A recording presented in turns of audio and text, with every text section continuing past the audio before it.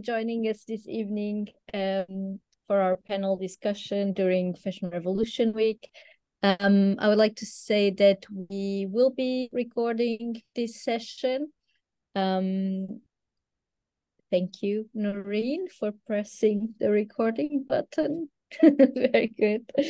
My name is Lara Torres, and I'm a senior lecturer for fashion and textiles at the University of Portsmouth, and also simultaneously a senior lecturer for fashion artifact at the London College of Fashion, University of the Arts, London. And I'm also a practitioner and researcher, and I work in between fashion and film and exploring fashion in the expanded field and critical fashion and fashion film practices in the 21st century. And I'm going to be chairing this evening with my colleague Noorin. So Noorin, I pass the word to you. Thank you so much. So hello, everyone. Thanks for joining us this evening. I am a senior lecturer and also research group co-leader in fashion and textiles, also at the University of Portsmouth. And I'm also the founder of Outsider, which is an ethical fashion brand. And I actually started that back in 2009. So I've been working in this area of sustainability and ethics in fashion for quite a long time, it feels, actually, when you start saying the years. But that's why this sort of whole area is something that, obviously I'm very passionate about. So I'm really happy that we were able to, create this opportunity for us to have this discussion together. I think it's especially significant that Fashion Revolution Week this year in 2023 marks 10 years since the Rana Plaza tragedy. And this year, we've been encouraged by Fashion Revolution to use the 10 points of their manifesto as building blocks. And it's a chance to really bring together this global network of fashion revolutionaries from 75 countries. So I think, it's really wonderful that we do have this opportunity to be part of something global and to bring people together to build a vision for radical change, which we know we need so urgently in fashion. And although over the past 10 years, the noise and the conversation around sustainability in fashion has got louder, there is still so much more to be done, especially when we think about the context of the climate crisis and rising social injustice. So that's really why we're here today with our three panelists, and we are going to be exploring very specifically this vision for radical change.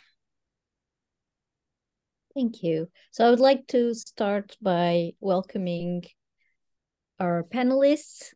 Thank you so much for joining us. So we have here with us this evening Kalkidan Legesse, Zoe Gilbertson, and Dr. Tanveer Ahmed. I hope that I pronounced everything more or less okay. Great.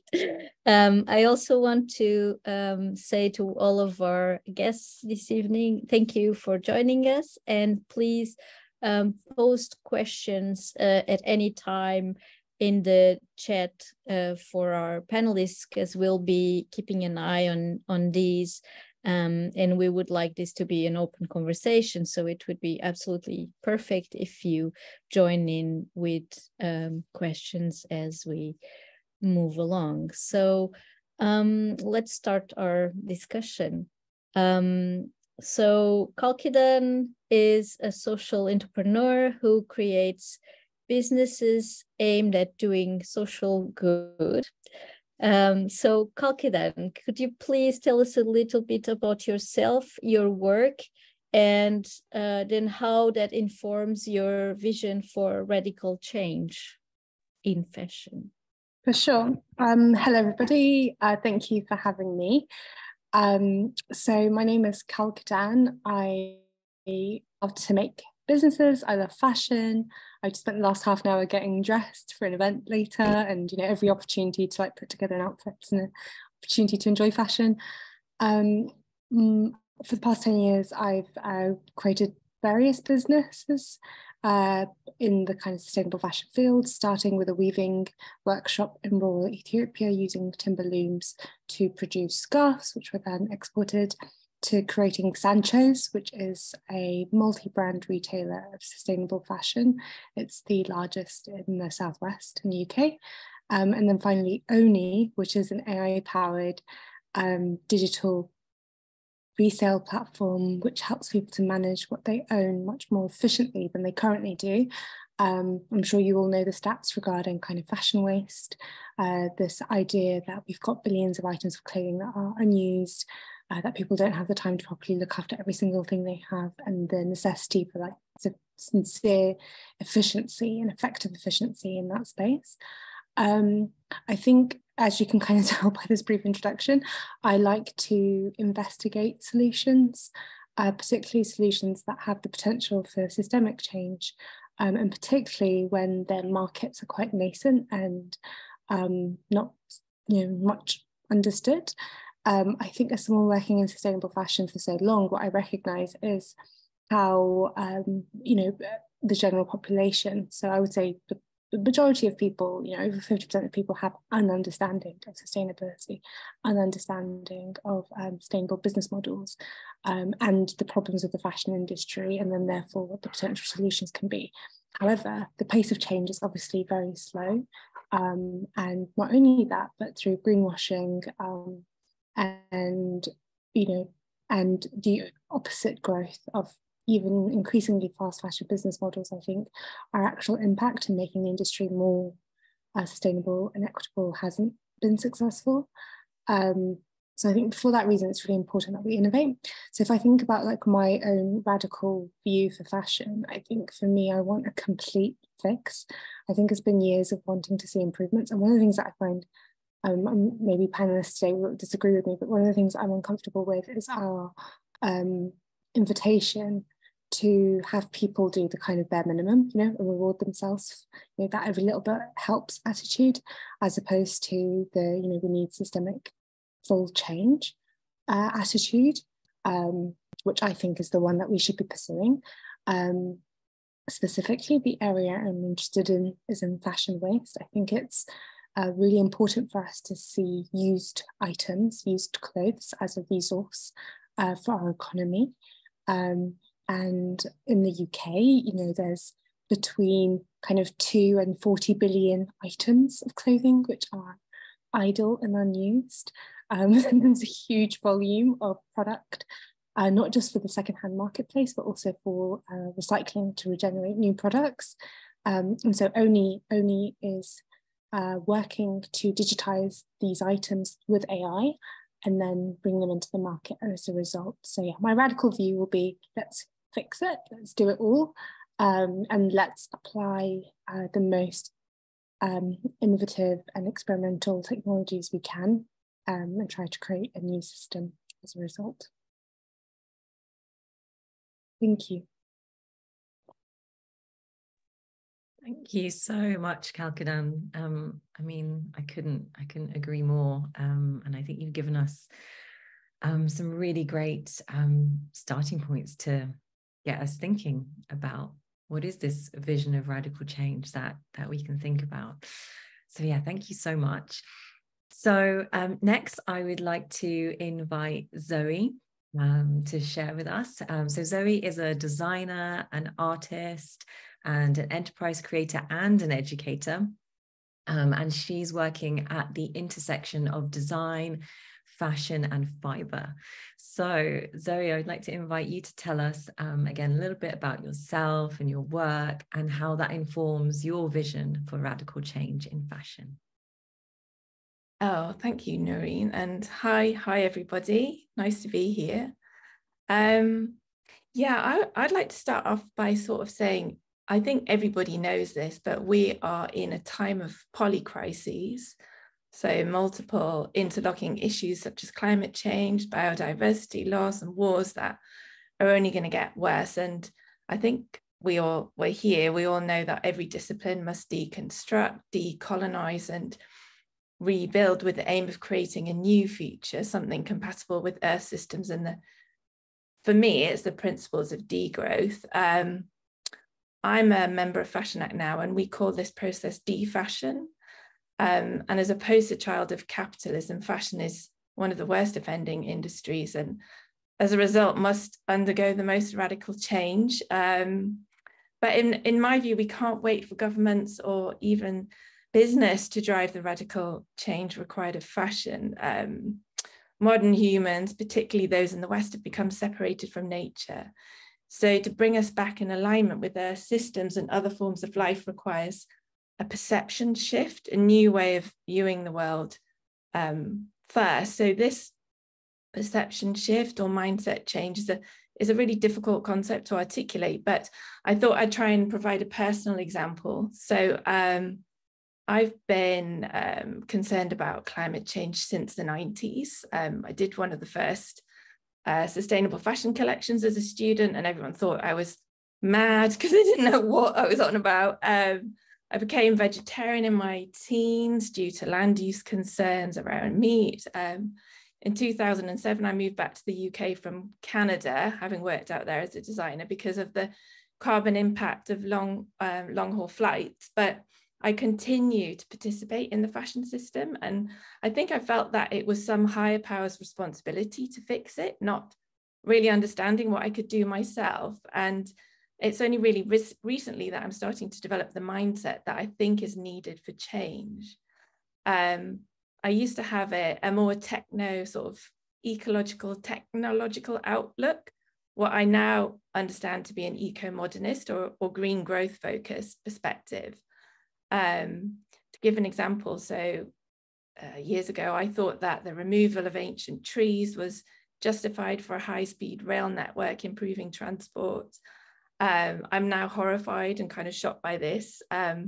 I've started noticing nature a lot more intently. I used to love shopping, but now I just don't like it at all. I'm just not bothered. And yeah, how did this change come about? So I think for me, a perception shift is when everything stays physically the same, but your mind views the situation differently. So for example, if I come across whatever the latest look from London or Paris is now, thanks to Sandra Neeson and her work on defashion and sacrifice zones, I don't see fashion anymore. I see othering. I see obliteration of other cultures and imperialism. I see capitalism. I kind of can't not see that now. And as a practicing designer, I used to constantly observe the environment around me, looking for new ideas, reflecting, criticizing objects, people, and products to contribute to a continuous sort of iterative cycle of improvement and continuous change. And as a fashion educator, I've observed many an unkind kind of unsaid critique of others' garment choices, communicated via a raised eyebrow, a smug reference that infers belonging to some kind of secret fashion club. But recently I've noticed a change in myself. I'm personally much less critical. I'm less judgmental and more objective about products, places, and people. And although my heart still sings when I see a beautiful garment, I genuinely I don't care as much what people wear or how they look when it used to feel important. So how did I get to this shift? And that's what I'm kind of interested in interrogating in myself. I wonder if it could be more time spent in nature or an involvement in food systems and regenerative agriculture, as it formed from a greater understanding of our economic system and the role of Western modernity as a dominant destructive force. Is it through spiritual and ecological journeys that I've been on fairly recently, learning from Indigenous ways of being and our terrible history of colonization and imperialism? Most likely it's everything combined. And perception shift, I wanted to say, is integral to how we approach problems. So how we define the question we are trying to answer. So for example, you might have the problem of home energy, and you could use the question could manifest as, do we design energy efficiency measures to insulate the entire house using lots of resources in time? Or do we just insulate and heat the living room? Or do we just heat ourselves using wool clothing and blankets? Why do we need every room in a house to be kept warm all the time? Instead of buying an electric car to reduce our carbon impact, we'd find ways not to own a car. And so with fashion, you might ask, instead of creating new sustainable versions of clothing, why do we need any more clothes? Very few of us are actually lacking in clothing, which is kind of my radical view. So how we view and respond to problems requires a much deeper shift than trying to fix an industry through legislation, through sustainable materials, through purchasing power and consumerism. And I think if we first focus on our own minds, our inner development, it will be much easier for us to find the right questions to tackle our wider material problems. But of course, we've got to find ways to reduce, reuse, and rework what we have. Like Kalkidan said, that's really important. My vision for change, if we do create new textiles and clothing, is that these must be part of local earth-to-earth systems, with clothing becoming a byproduct of more essential needs such as food and building materials. So clothing grown with respect for nature to build culture and community, not just to line fashion industry pockets. So if we want radical change, we must ask the questions that take us in a direction towards nature and new ways of being in the world. If people can change, then fashion will follow. So, and yeah, I think that's what we need to do first.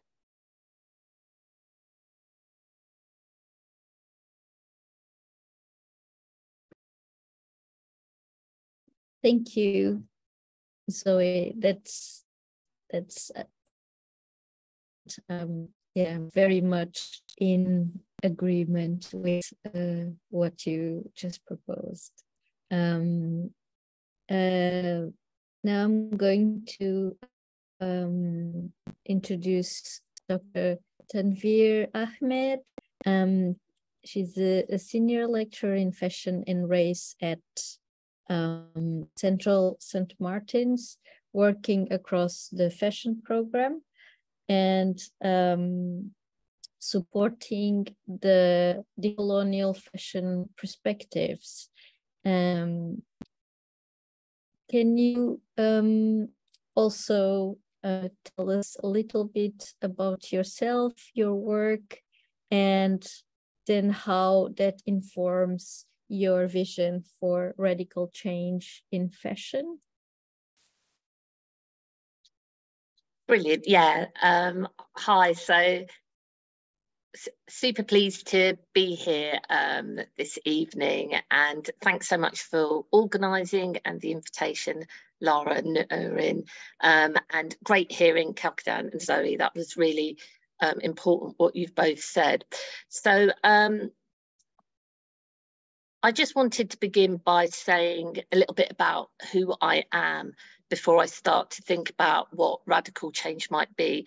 And I'm speaking from an educator's perspective as well.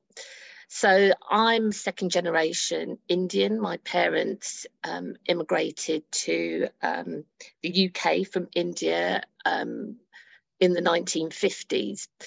And growing up in London, my background is Indian Muslim.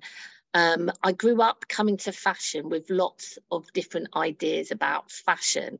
So ideas about different types of fashion came from my family, from around me, from my parents, from my sibling, but also from the wider Indian community, the Muslim Indian community. This really introduced me to lots of different styles of dress and different cultural influences and different practices. So what I'm trying to really emphasize here is this important idea of multiplicity, lots of different ideas of what clothing, fashion, adorning the body, embodied practice might be. And it's for this reason that I've become really interested in the work of Arturo Escobar, who's an anthropologist who writes about the pluriversal. And this idea of the pluriversal is really the opposite of universal. It's the idea that there's many ways of thinking, many ways of doing. It's a concept that Escobar takes from the Zapatistas, the Mexican Revolutionary group, who believe that there are many ways of thinking. And so we'll kind of hopefully come back to this idea. So growing up with all these different ideas, it's then that I went to art school, and it was a surprise to me that what we learn, what I would argue was a very universal system and idea about fashion and art and dress. And I say that it was universal because what I learned was based just on Western European artists, Western European art movements, Western European designers, garment shapes that originate in Western Europe, and textiles and so forth. So, you know, it's very much based around ideas of fashion and textiles from the UK, from France, maybe Belgium, Italy, but really from that part of the world, not from, I don't know, Albania or Poland or other parts of Europe, for example. And it was a similar picture when I began to teach fashion. It was very much based around curricula that celebrated 20th century fashion design and textile design history that was very recent histories, and again, Western European, very much about the centres of Italian fashion and French fashion and so forth, very much with this hierarchy around Paris being the centre of fashion. Now, this was contrasted with how I had experienced fashion.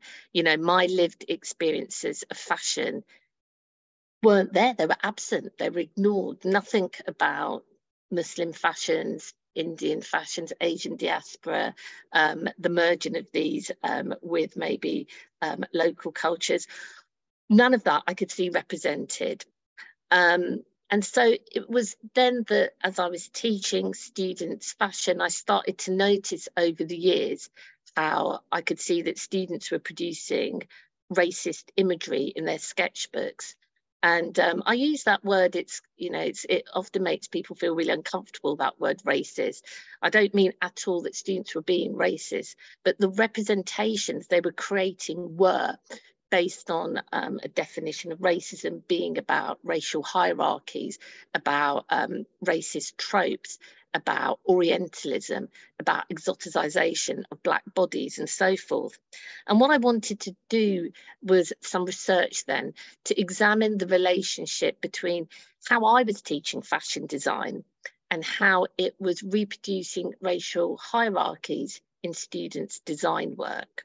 So I went off and I did research on that for a number of years and could see quite clear relationship between the two.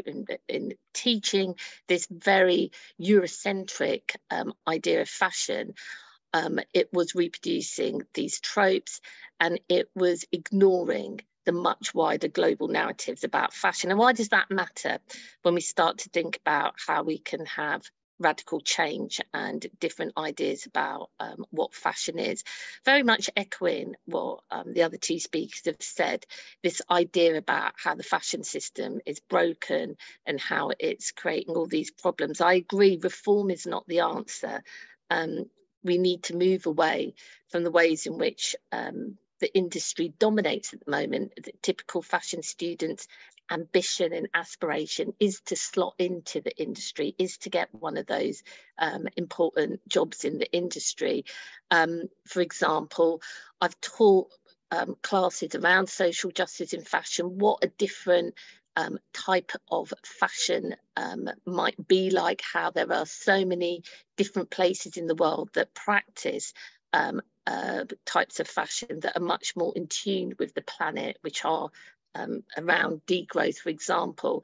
And after having taught a class like that, I've had a student wait behind and come up to me and ask me, and say words along the lines of, this is true, like, I really liked what you're saying, I agree with it, but are you able to help me? Do you know anybody that works at Burberry? I want to get an internship or a placement there. So I think for me, there are three kind of key points about how we can go about thinking about radical change, and hopefully we can speak about that this evening. I think firstly we need to rethink what success means for a designer or for a brand. Is success wealth? Is it status? Is it fame? Is it all of these things? Or could it be something else? At the moment, success is built, you know, I believe, on racial capitalism. It's based on extraction. It's based on exploitation. So that kind of takes me to point number two. As we're training designers, who many of them go straight into the industry, we need to train designers to recognise and value different criteria. You know, so what would happen if we have a design process where we start to talk about comfort, for example, in the way during COVID when we started to talk about comfort? What if we talked about, as part of training designers, their union rights? As we're seeing the biggest strikes happening across the country at the moment now. What if we talked about pensions? What if we talked about maternity rights?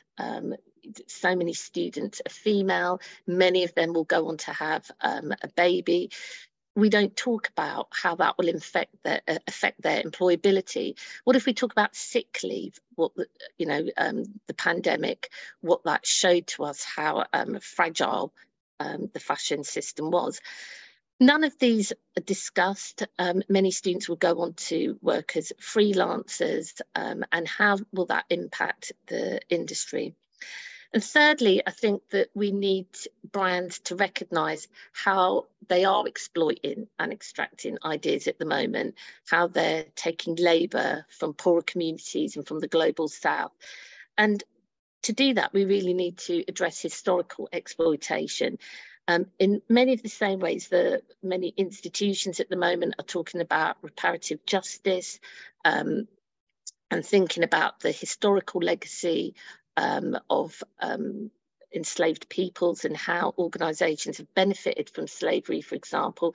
In the same way, I think many of the big fashion brands with long histories need to be upfront about how they've been part of a system of exploitation of work from the global south, and what they're going to do about that. So I think these are the sorts of things that if we can start to shift our thinking, we might have a different industry. So hopefully we can talk a little bit more about this.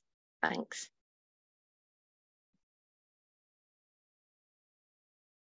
Thank you so much, Tanveer. So much for us to think about. So wonderful. So thank you so much to our three panelists. I think they've given us such a rich starting point for these discussions. So I would like to just take a moment to see if, the panelists, do you have any questions for each other just from the beginning of this? Kalkidan, I feel like you have something you want to say, so please. Yes, yeah, I do. It's kind of a question, it's kind of sentiment, kind of a statement. But I think like one thing I've observed is sustainable fashion extinguishing itself. I think there's this, I think people start by saying, let's make a sustainable collection, let's use sustainable materials, let's encourage people to buy less but buy better. And then they progress and progress and progress until they say, let's encourage people to stop buying. Let's encourage people to, make do with what they have indefinitely. And I think that's a fascinating trend. And as someone who's obviously run multiple sustainable fashion brands, I've seen the direct consequence of that pursuit of reduction on jobs and on livelihoods, and then therefore the well-being of garment workers and people working in fashion. And maybe before, I've thought about this a lot, and I think I used to hold the view that we need to, for example, pursue degrowth. But now I fear that in trying to change the outcomes of industry, we are preventing the reinvestment of people's kind of spending power into sustainable industries, and instead like reducing multiplier, and then therefore investment in kind of the futures that we want, and the futures especially that we want for people working in fashion, of which, you know, it's 75 million women in the global south as well. So yeah, so I've got questions around degrowth, I guess. But like, that's my framing of the questions around degrowth. I wonder about the long-term impact of degrowth on people working in the industry. And I wonder if degrowth is not an actual desirable outcome, and the desirable outcome being a reversal of the negative climate and social impact of the current industry.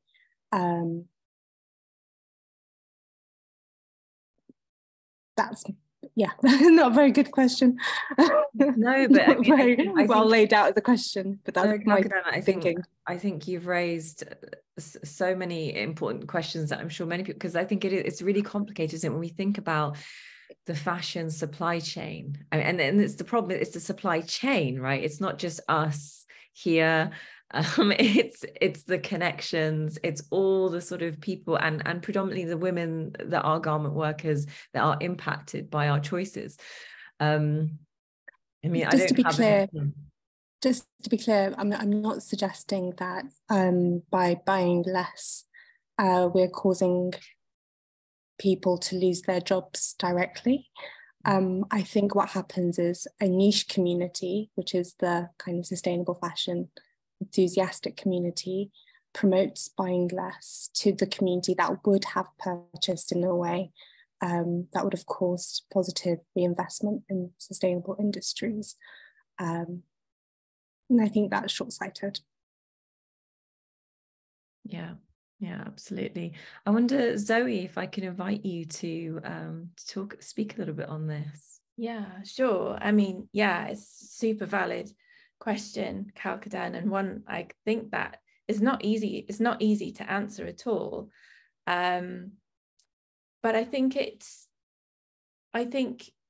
is possible to create livelihoods, and it is possible to create jobs for people, particularly in a future if you are slightly less reliant on high energy systems, which we don't know. We may well have to be. We may well have to produce clothing closer to home. We might not have global systems of transport. We really don't know what's going to happen in 10, no one can judge what's going to happen in the next 10 years or so. So, I mean, my feeling is we should build resilient supply chains in place. So where more or less where we live. And, fashion is very labor intensive. It requires people to work. If you do nature-based systems, it requires people to work on the land. It requires people to then turn that material into fabric. And it's a very, very, we all know the reason it's been outsourced to places far away is because it's a very, very labor intensive process. From ground to actual garment, it requires labor. So actually, if we transition to more resilient fashion systems that are non-extractive and non-exploitative, then they are likely to require much more labor, which then, brings in the question of price, which of course is a concern for everybody. But I think that is then related to wider economic systems where you might say, well, why do we live in a country where we have to pay so much money for housing? It's ridiculously high, when we might need to pay more for our clothing like people did years ago. 50, 100 years ago, people spent a huge portion of their income on clothing because it is a very difficult labor intensive thing to make. If you make it well, if you make it without polyester, without exploiting laborers in other countries. So yeah, it's a really difficult question to answer. And I think we can, I really believe we can create even by reducing the amount of garments that are produced, I think we can create amazing livelihoods for people through artisan type of jobs. We will need more sewers, we'll need loads more sewers and bespoke tailors, we'll need all sorts of that. For sure. And just, I guess, just to make the case that there is, you know, a thriving industry of organic, nature-based, agricultural, artisanal fashion. And for it to continue to exist, then actually what needs to happen is people need to actually consume that fashion. I think there is definitely a conflict between saying reduce consumption and we will have these economic outcomes for artisans in the future. I mean, I think that market, it's so tiny, it's so small, that when we're saying reduce consumption, we're saying reduce consumption of Zara, H&M, Shein, all of those people. I mean, that's like the market. If it's like that, one tiny finger would be actual sustainable, locally made, the fashion that we're all proponents of. And I think it's that huge wasteful end of fashion that needs to degrow, and there's plenty of room for new fashion systems to come up from that.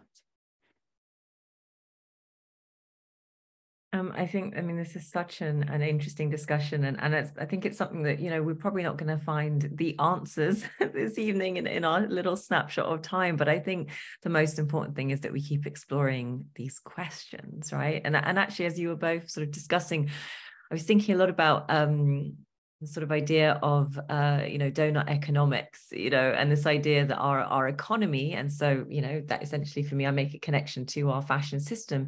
You know, it's something that's been designed a certain way and to function a certain way, and this system is broken. And as designers, we can redesign these systems, right? We can redesign our ways of working. And the donut economics model has this idea of an ecological ceiling and then a social foundation. That's kind of what I would like to see adopted. And I think that's where it, you know, it's a little bit of degrowth, it's a little bit of regenerative, it's a little bit of this, a little bit of that, but it's not what I just saw today in a newsletter, which is Shein is going to be focusing on sustainability, people. So news just in. I think that for me is what I really worry about, right? Is the use of the word sustainability in the most inappropriate kind of places. I see we have a couple of questions in the chat, so I'm going to go to them and then see who would like to tackle them. So Kirsten asks for thoughts on how we can incentivize and democratize sustainable choices. Who would like to tackle that? Anyone? I think Zoe was speaking to that a little bit earlier, talking about the cost of sustainable choices. And I think there are two realities at play. The sustainable choice comes with increased costs, often costs that take into account social and environmental management. People have falling real incomes. And in terms of democratizing the choice to shop more sustainably, I think, we need to really recognize that the income suppression that people are feeling is a result of like political choice, and it's not inevitable. And I would even maybe make a case that it's not a direct result of our economy or our pure economy, but the result of like social and cultural choices and political choices that have been made. So I think we need to be able to increase wages. In my role at Sancho's, which was a sustainable fashion retailer, so selling on average items that are between kind of £60 and £180, we had a transparent pricing model. And this essentially was a pay what you can afford model on a great proportion of our products, which meant that consumers could essentially recategorize themselves on income level. I think sustainable fashion in general attracts more affluent shoppers who have more disposable income. I think, as was mentioned earlier, these shoppers probably should be spending more on fashion in general. But for the shoppers that can't, I think there are ways in which you can allow people to, not have to have this same barrier to access things. I don't think it's necessary that in an unequal society that we have the same kind of price barriers despite our income levels or anything else.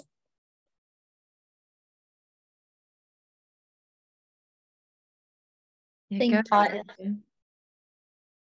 Hi, shall I add something? Yeah, I was just going to say that's an excellent question, and I think one way of thinking about it might be comparing it to food. And so the same kind of questions happen around organic food, for example, and it is what the problem with the current situation is, if we think about how do we democratize sustainable choices, and the reason I'm going to bring up food is that we put the emphasis on the individual to make a decision. And the problem with doing that is it's always going to be unfair because we live in an unequal society. In fact, like the UK is like one of the most unequal places to live on the earth at the moment. So I think we need to kind of rethink that question in a way.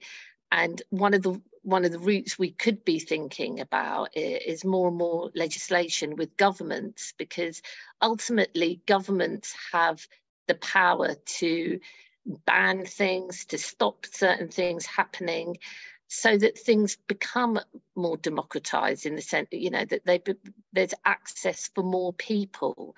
And until then, which is why in some ways I don't feel it helps to just kind of penalize people that go to Primark, for example, because, we know that 100 years ago, fashion was only available for the aristocracy or the incredibly wealthy. And so the argument about giving individuals, placing the burden on individuals, I always think about who are the most kind of poor in our society. How do we make the argument to them, oh, save up and buy organic eggs, for example? That's not going to work. Whereas if the government just said tomorrow, okay, we are going to ban caged hens completely, and we are going to only have free range, and we are only going to feed them with organic food, then the whole of the industry would have to change overnight. You wouldn't have, kind of the horrific way hens are treated. And you can then make the comparison with fashion. We wouldn't have such horrific exploitation if the governments did something about it. So I think at the moment, to place the burden on individuals is only going to reproduce inequality, because it always does.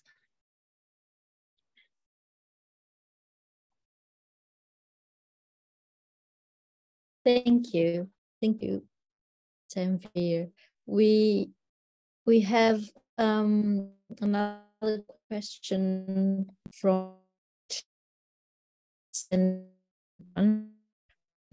it's about how can a fashion consumer learn to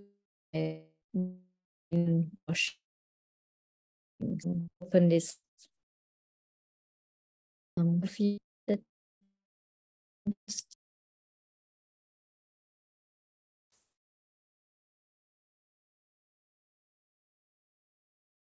Shall I have a go answering that one? So how can we as fashion consumers learn to recognize greenwashing? I think it is a difficult one. It does require quite a lot of knowledge. And I think people, if you're interested in it, you just have to ask questions, and you have to join up those questions.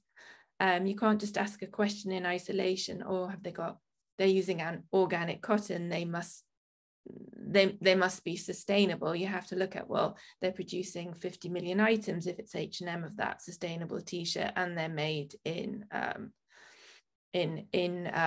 whichever country, China or wherever they might be now, Sri Lanka or wherever. And then you need to ask, was there a fair wage paid in that? What was the energy shipped to the UK? I think you just need to ask questions.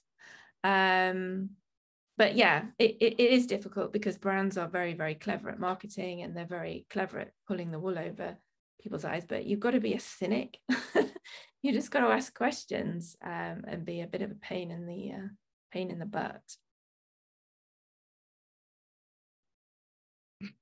That's great. Thank you, Zoe. Kalkidan, I wonder if you have anything to add on this, obviously based on the businesses that you've run. Yeah, I feel like there's like a ton of information on how to pick up greenwashing. I don't think this is an underreported on or researched or yeah.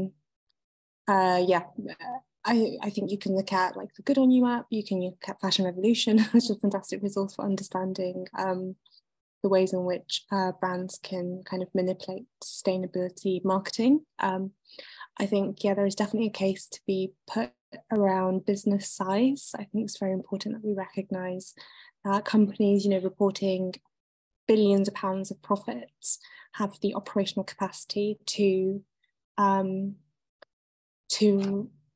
completely change and improve their supply chains. Therefore, if there are any issues with, for example, cotton blends as opposed to full organic cotton, or using polyester, you know, when it's not necessary, I think they should be held to account, and the greenwashing definition for them varies. Whereas if you're looking at a small, you know, maker producer brand, you might be okay with them using synthetic materials if it's all being manufactured. I think the reality, I think why it's difficult to discuss greenwashing is that there is no singular way to create a sustainable or unsustainable garment currently. And I think that comes to lack of standardization around how things are actually made. So for example, there's no like flat wage requirement or percentage profit to garment worker requirement. There is no specific guideline on what materials should or shouldn't be used to produce fashion. Therefore, it does become, you know, the choice of the company, and then however they choose to market to the consumer, right?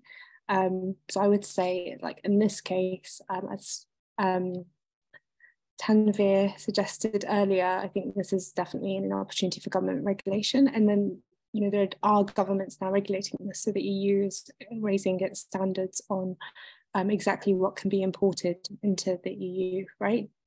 To begin to flatline what options brands are given. Like one thing me and my partner were discussing yesterday, we're doing a food shop, and we're like asking ourselves, like, why is there any food items sold in packaging that can't be recycled? You know, like, makes no sense. It's absolutely insane. And I think it's the same for fashion. I think we need the industry to thrive, but we need it to address its limitations, and then I think then consumers should be able to kind of shop for fashion with the same confidence that it won't harm them or the planet. In the same way, if they're buying, you know, children's toys, they'll have confidence that those toys aren't going to be flammable and harm their children. You know, it's a consumer standard issue, which should definitely be regulated. Great, thank you. Tanveer, did you want to add something? Yeah, I was just going to add that I totally agree with everything you're saying, Kalkidan. And I think following the money is a really important thing that we should all be doing, you know. And the fact is that, you know, all of the systems exist to have an ethical, responsible, sustainable garment in your hands. The fact is that many brands are choosing, they're making a choice based on capitalism to, you know, so that their shareholders have as much money as possible. So really, if you start following the money, you can see which business model, which brands are built on cooperatives, for example. I think very few will be, you know, and you can start making that choice yourself about where you want to put your money and who you want to give your money to. So I think that that's really important. But yeah, this is really sad, because all of the systems are in place that we could easily have sustainable garments, as we know, through only adding not too much money onto garments to make them much more sustainable, but it just doesn't happen. Yeah, I totally agree. one advice, a bit of advice I once heard was just, in anything you buy, always buy from the small guy or girl or person, you know, always just, if you buy from the smallest company, the most local company, or, you know, somebody, you know, then a lot of the purchase will be based on trust, and you know it's not going to go necessarily to some shareholders, it's going to go direct to the person most likely who made it. Or so just buy a small, whenever you buy anything, buy as small as you can. The company should be as small as it can be for that item, and then you kind of know that it's going to go, the money, because whenever you buy anything, anyone buys or sells anything, there's an exchange of money, and the person who receives that money is also going to buy something with that money. So there's also a consideration, you know, the whole, I'm not going to go into it now because it's really complicated, but yeah, it is really, really important where we spend our money, like Tanveer says, otherwise it's just going to go into the hands of shareholders and capitalists.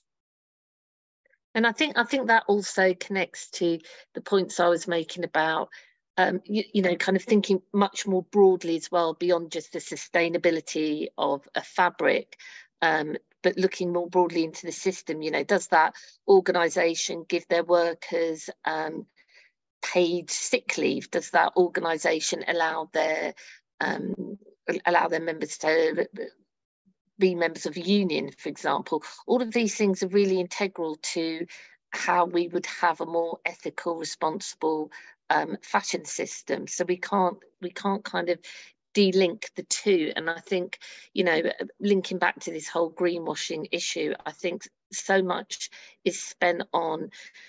time is spent on thinking about sustainability just in terms of fabric or exploitation, but we should be thinking, you know, even bigger about things like the rights of workers. All of these things are connected, and you'll find obviously that the organisations that do respect their workers, that do allow them to have their own union, for example, those are the organisations that are going to be more ethical and pay their workers better.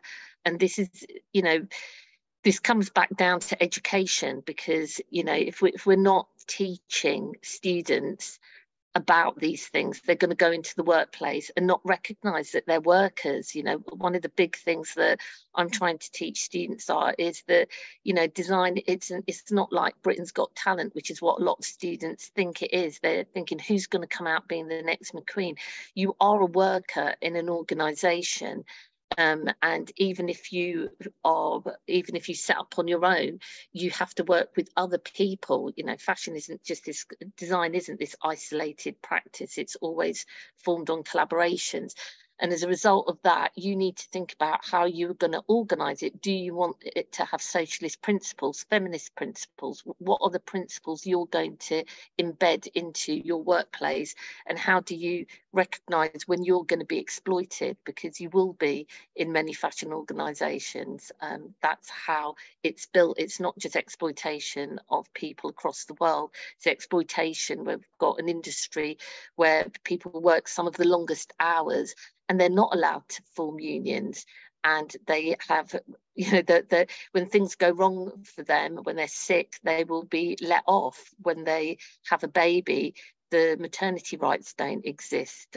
You'll be just kind of like let go of, for example. So all of these things are integrated.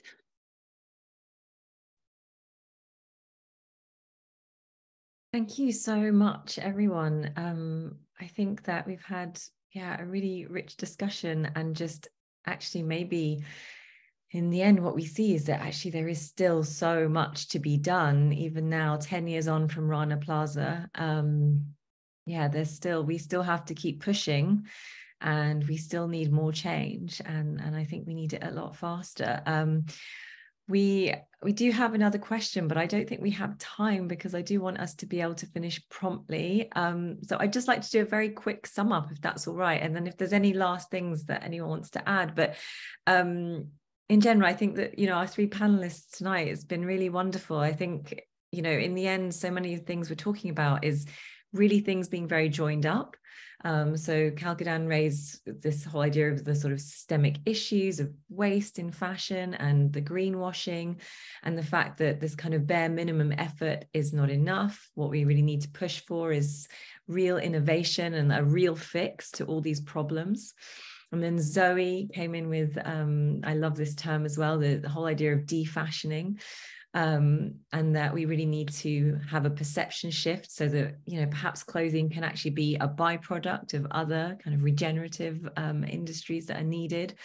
And then Tanveer got us thinking about pluriversal kind of views for fashion and rethinking our definitions of success, and also brands really acknowledging their role in exploitation. So I think we all have a lot of homework. Is there anything else anyone would like to say before we kind of draw to a close this evening? Just that, yeah, it's been really great. And I think it's brilliant that, you know, we all have slightly different perspectives, but they're totally interlinked and all related. And it just shows the sort of pluriverse of thinking that Tanveer was talking about, how important it is. And it's very important, and everybody here should produce their own perspectives and create their own radical vision and just go for it.